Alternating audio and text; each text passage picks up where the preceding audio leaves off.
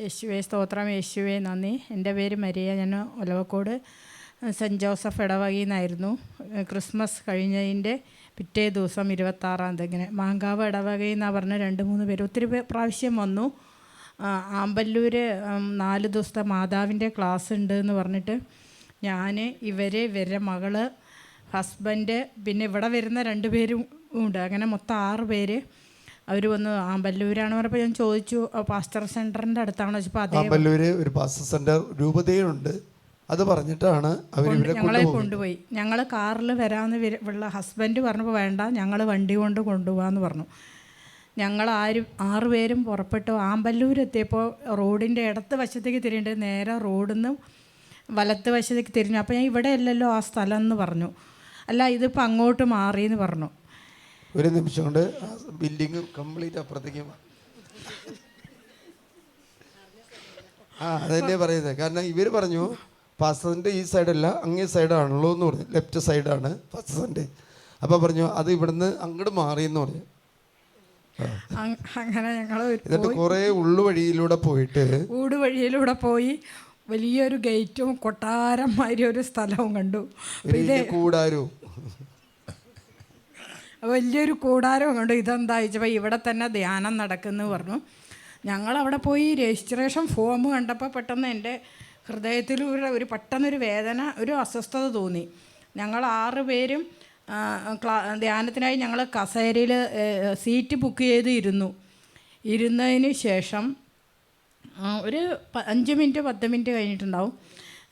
Class first തുടങ്ങി പുരോഹിതന്മാർ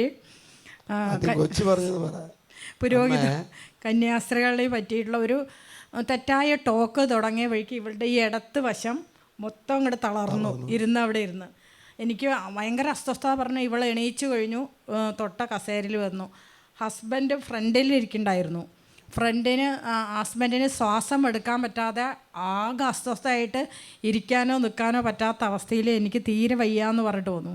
പിന്നെ എൻ്റെ മകളുടെ കൊച്ചുമോനുണ്ടായിരുന്നു 5. ആ കുട്ടി ആ ഹാളിൽ ഇരിക്കാൻ പറ്റില്ല. അമ്മമ്മയെ അവിടെ എത്തിയ അതേ നിമിഷം മുതൽ ബാത്റൂമിൽ പോയി ടോയ്ലറ്റ് പോകണം, വൊമിറ്റിങ് ചെയ്യണം.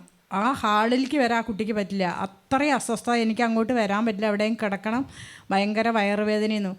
എനിക്ക് ഈ കൂടെ ഞങ്ങൾ പോയ 6 പേർക്ക് ഒത്തിരി അസ്വസ്ഥതകൾ, ഇരിക്കാനോ നിൽക്കാനോ പറ്റാത്ത അവസ്ഥ. അപ്പോൾ ഇവരുടെ മകളുണ്ടായിരുന്നു. മകൾ വേറെ അപ്സ്റ്ററിൽ പോയി കിടന്നു. എനിക്ക് താഴേക്ക് നടക്കാൻ പോലും വയ്യാന്ന് പറഞ്ഞു.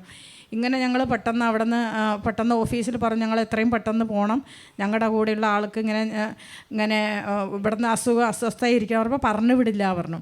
പെട്ടെന്ന് തന്നെ ഞാനവിടെ ഒരു കള്ളം പറഞ്ഞു. അയാൾക്ക് 2 പ്രാവശ്യം ബൈപ്പാസ് കഴിഞ്ഞതാണ്. ഇനി അധികം എന്തെങ്കിലും സംഭവിക്കുകയാണെങ്കിൽ നിങ്ങൾ ഉത്തരവാദിത്തമായിട്ട് എടുക്കണം. അവരുടെ കേസ് ഷീറ്റെല്ലാം വീട്ടിലാണ്. ആദ്യം അവർ പറഞ്ഞു നിങ്ങൾ പേടിക്കണ്ട, ഏത് ഡോക്ടർമാരെ വേണമെങ്കിലും ഞങ്ങൾ ഇവിടെ കൊണ്ടുവന്ന് ട്രീറ്റ്മെന്റ് ചെയ്യും അത് പറഞ്ഞു. അപ്പം ഞങ്ങൾ പറഞ്ഞു എല്ലാ കേസ് ഷീറ്റ് അവിടെയാണ്, വീട്ടിലിരിക്കുകയാണ്, അതുകൊണ്ട് വീട്ടിൽ എത്രയും പെട്ടെന്ന് പോയി എടുത്തിട്ട് വരാമെന്ന് പറഞ്ഞു. 4:30-5 മണി വരെ ഞങ്ങൾ അവിടെ നിന്ന് വിടാത്ത അവസ്ഥയിലായി. അപ്പം ഞങ്ങൾ എന്തോ ഇവിടെ വന്ന് പ്രാർത്ഥിക്കാനതിൻ്റെ ആ 3 മണിയുടെ പ്രാർത്ഥനയുടെ ബലമായിട്ടാണ് നല്ല ഞങ്ങൾ ഉറപ്പായിട്ട് വിശ്വസിക്കുന്നു. അവിടെ നിന്ന് ഒരു 5 മണിയായപ്പോൾ ഞങ്ങൾ പെട്ടെന്ന് ഒരു ഓട്ടോ വിളിച്ച് ഞങ്ങൾ റെയിൽവേ സ്റ്റേഷനിൽ വന്നു. ഞങ്ങൾ ഇനി അടുത്ത പ്രാവശ്യം ധ്യാനത്തിന് അടുത്ത ആഴ്ച എന്തായാലും വരാമെന്ന് പറഞ്ഞു. അങ്ങനെ എല്ലാവരും അവിടെ നിന്ന് പെട്ടെന്ന് സ്ഥലം വിട്ടു. വീടെത്തി ആ ആലയത്തിൽ നിന്ന് വെളിയിൽ വന്നതോടുകൂടി നമ്മുടെ രോഗങ്ങൾ, അസ്വസ്ഥകളെല്ലാം ഒന്ന് മാറി. അപ്പോൾ ഇവിടെ വരുന്ന തന്നെ 6 പേരാണ്. കൊച്ചു അവിടെ എത്തിയ വഴിക്ക് പറഞ്ഞു, അല്ല ചെറിയ കൊച്ചുമോൻ എത്തിയ പറഞ്ഞു ഏതൊരു ധ്യാനം വന്നത് പോലെ അച്ഛന്മാരും കന്യാസ്ത്രീകളും നമുക്ക് ഇവിടെ എന്താ ആരെയും കാണാതെ കുർബാന എന്താ ഇല്ലാത്ത പറഞ്ഞു. അത് ഞാൻ അവിടെയുള്ളവരോട് ചോദിച്ചു പറഞ്ഞു വൈകിട്ടാണ് കുർബാന പറഞ്ഞു. കുട്ടി പറഞ്ഞു ഇവിടെ അച്ഛന്മാരില്ലാത്ത ആദ്യ ധ്യാനമന്ദിരം ഞാൻ ഇതാ കാണുന്നത്, കന്യാസ്ത്രീകളെ കാണാനില്ലല്ലോ, എന്നാൽ കുർബാന ഇല്ലെങ്കിൽ അച്ഛന്മാരൊന്നും ഇതേ നടക്കുന്നത് കാണാറില്ലല്ലോ. കാരണം കൊച്ചിനെ ഇവിടെ സീനായിൽ ഇങ്ങനെയൊക്കെ കണ്ടിട്ടുള്ള അവസ്ഥയുള്ളതാണ്. അപ്പോൾ ഇവരുടെ മകൾ പെട്ടെന്ന് മൊബൈലിൽ ഈ കൂടാരത്തിനെ പറ്റിയ സ്ഥലത്തിനെ പറ്റി നോക്കിയപ്പോൾ വളരെ ഒരു മോശമായ അഭിപ്രായമാണ് അതിൽ കണ്ടത്. പെട്ടെന്ന് നമുക്ക് സ്ഥലം വിടാന്ന് പറഞ്ഞു. നിങ്ങൾ ചോദിച്ചില്ല അത് സാധനം തന്നെ ആ കാണുന്ന കൂടാരം. അപ്പോൾ ആ കൂടാരം എന്താ ഞങ്ങൾക്ക് കടക്കാൻ പറ്റില്ല ചോദിച്ചു. അപ്പോൾ അവർ പറഞ്ഞു 4 ദിവസം ധ്യാനം കൂടി നിങ്ങൾ ദൈവത്തിലേക്ക് വന്നു സത്യം ചെയ്തതിന് ശേഷം ആ കൂടാരത്തിൻ്റെ ഉള്ളിലോട്ട് കൊണ്ടുപോകും. പിന്നെ നിങ്ങൾക്ക് ഫ്ലാറ്റ് അവിടെ ഇല്ലേ? പിന്നെ നിങ്ങൾക്ക് 6 പേർക്ക് പ്രത്യേകം താമസിക്കാൻ ഒരു ഫ്ലാറ്റ് അവിടെ ഒരുക്കിയിട്ടുണ്ട്, അതിലിപ്പോൾ വണ്ടി വന്ന് കൊണ്ടുപോകും പറഞ്ഞു. ഇവൾക്ക് ഫുഡ് എന്താ വേണ്ട? ഫുഡ് എല്ലാം നോണം, നല്ല നല്ല ഫുഡുകൾ ഇവിടെ ഉണ്ട്. ഇവളുടെ ഈ വശം മൊത്തം തളർന്നു, ഒന്നും സംസാരിക്കാനോ ഒന്നും പറ്റില്ല. നമ്മൾ എത്രയും പെട്ടെന്ന് ഇവിടെ നിന്ന് സ്ഥലം വിടണമെന്ന് പറഞ്ഞു. ഞങ്ങൾ അവിടെ നിന്ന് രാത്രി 10 മണി. കൈയുടെ ഷോൾഡർ മൊത്തം രോഗമായി, സംസാരിക്കാൻ വയ്യ, ശ്വാസ സംബന്ധമായിട്ട് രോഗം വന്നു. ഈ ചേച്ചിയുടെ മകളുടെ കൊച്ച്, ആ കൊച്ചിന് ഇരിക്കാൻ പറ്റുന്നില്ല, ഹോളിൽ ഇരിക്കാൻ പറ്റുന്നില്ല. അവൻ്റെ വയറ്റിൽ നിന്ന് പോകണം. ഒരു 4 പ്രാവശ്യമെങ്കിലും ലാറ്ററിൽ പോയി. പിന്നെ എനിക്ക് വോമിറ്റിങ് ചെയ്യണം, വെള്ളം പോലും കുട്ടിക്ക് തൊടാൻ പറ്റാത്ത അവസ്ഥയിൽ വന്നു. അവർ മോളിൽ പോയി കിടന്നു, താഴെ ഇറങ്ങാൻ പറ്റില്ല. വേറെ 2 പേരുള്ള കുട്ടി, വേറെ ഇവിടെ ഒരു 2 പേര് ഞങ്ങളുടെ കൂടെ ഇവിടെ വരുന്നവരെ അവർ പറഞ്ഞു എനിക്ക് അസ്വസ്ഥത, ഇവിടെ ഇരിക്കാൻ പറ്റില്ല. അങ്ങോട്ടും ഇങ്ങോട്ടും നടന്ന് വല്ല മീനിനെ കരക്കി പിടിച്ചിട്ടമാതിരി അവരിങ്ങനെ നടന്നുകൊണ്ടിരിക്കുകയായിരുന്നു. എന്തായാലും ഞങ്ങൾ അവിടെ നിന്ന് രക്ഷപ്പെട്ടു വന്നു. അപ്പോൾ അവർ വീട്ടിൽ വന്നു കഴിഞ്ഞ് എന്നിട്ട് ഞാൻ അതിന് ശേഷം വീട്ടിൽ വന്ന് എനിക്ക് പോയി കുമ്പസാരിച്ച് പ്രാർത്ഥിക്കാൻ തുടങ്ങി കഴിഞ്ഞിട്ട് വീട്ടിൽ വെച്ച് ചേച്ചി, ഞാൻ വീടിൻ്റെ മുകളിൽ നിന്ന് ഇറങ്ങി വരുന്നു. അങ്ങനെ താഴേക്ക് വീണു. ഈ കാല് സ്ലിപ്പായി, കാല് മടങ്ങി നടക്കാൻ പറ്റാത്തൊരവസ്ഥയിലെത്തി. അതിന് അസ്വസ്ഥതകൾ മാത്രം. അതിനുശേഷം പിന്നെ 2 ദിവസം മുമ്പ് പുതുപ്പുരായത്ത് വെച്ചിട്ട് എൻ്റെ ആങ്ങളുടെ മോൻ ആക്സിഡൻറ്റിൽ മരിച്ചു. പിന്നെ ഓരോ രോഗങ്ങളും അസ്വസ്ഥകളും. ഞാൻ പെട്ടെന്ന് ഇവിടെ മിലിഞ്ഞാന്ന് തോന്നുന്നു അച്ഛൻ്റെ വീണിട്ട് ഒന്നും പറ്റിയില്ലല്ലോ. ഒന്നും പറ്റിയില്ല. ഞാൻ 2 ദിവസം വേദനയിട്ട് അപ്പോഴേക്കും ഇവിടെ അയൽവക്കുമായിരുന്നു. സന്ധ്യാമ്പഴേക്ക് രണ്ടാമത്തെ നിലയിൽ നിന്ന് വീണോ, കാല് മടങ്ങി. ചേച്ചി ഇത്രേ പറഞ്ഞത്, ഞാൻ പുലർച്ചയ്ക്ക് എഴുന്നേറ്റ് പ്രാർത്ഥിക്കുന്നുണ്ട്, കർത്താവ് എന്നെ താങ്ങി.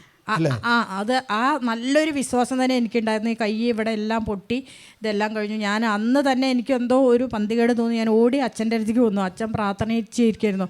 അച്ഛൻ എൻ്റെ അടുത്ത് വന്ന റൂമിൽ ഇരുന്നിട്ട് ഒരുപാട് ആ ബുക്കിലുള്ള അച്ഛൻ്റെ മുമ്പിലൊരു ബുക്കുണ്ടായിരുന്നു. ഇതെല്ലാം എന്നെക്കൊണ്ട് വായിപ്പിച്ച് എത്ര മണിക്കൂറുകളിരുന്നു എന്ന് എനിക്കറിയാം. അവസാനം ഞാൻ തന്നെ അച്ഛൻ ഞാനീ പോട്ടെ വീട്ടിലോട്ട്, ഇനി ഇവിടെ വരുന്ന ഒരുപാട് ആൾക്കാർ ഇതേമാതിരി അബദ്ധത്തിൽ ഇടവരുത്, അവരെയും കൂടി ഇതൊന്ന് അറിയിപ്പിക്കണമെന്ന് ഞാൻ അച്ഛനോട് പറഞ്ഞപ്പോൾ അച്ഛൻ പറഞ്ഞു നീ തന്നെ ഇവിടെ വന്ന് പറയണമെന്ന് പറഞ്ഞതിൻ്റെ പേരിലാണ് പറഞ്ഞത്. അതായത് അവർ റോസറി എന്നൊക്കെ പറഞ്ഞാൽ കൊണ്ടുപോകുന്നത്, അത് നമുക്കറിയാം മുരിയാടുള്ള എമ്മാനുവേൽ എംബറ ഗ്രൂപ്പിലാണ്. അവർ നമ്മുടെ ഈ ധ്യാനത്തിൽ വരുന്നവരെ ചുറ്റിപ്പറ്റി അവർ നോക്കുന്നുണ്ട്.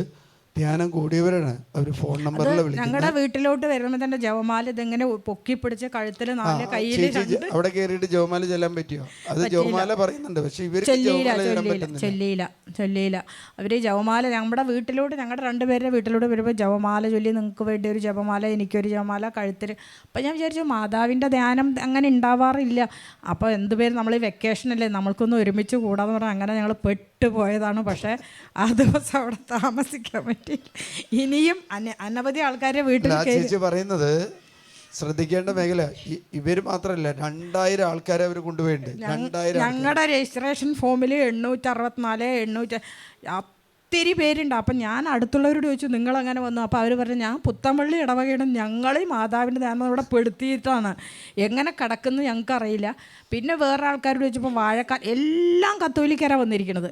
അപ്പം ഞാൻ ചോദിച്ചു നിങ്ങളെങ്ങനെ ഇവിടെ വന്നു ചോദിച്ചപ്പോൾ ഞങ്ങൾ മാതാവിൻ്റെ ധ്യാനമല്ലേ 3 ദിവസത്തെ കൊണ്ട് കേൾക്കാൻ വന്നത്, പക്ഷേ ഈ ഒരു അവസ്ഥയിൽ ഞങ്ങളെ പെട്ടുപോയി, എങ്ങനെ കിടക്കാൻ മാറ്റാതെ ഞങ്ങളിവിടെ ആലോചിച്ചിരിക്കുകയാണെന്ന് പറഞ്ഞു. അപ്പോഴെനിക്ക് മനസ്സിലായി ഞാനല്ല ഒത്തിരി പേര് അവിടെ പെട്ടിട്ടുണ്ട് എന്നുള്ളത്. അല്ലേ ഇപ്പം പറഞ്ഞതിൻ്റെ കാരണം മനസ്സിലായ, കാരണം ആ ധ്യാനത്തിന് പോയി രോഗങ്ങൾ തുടങ്ങി.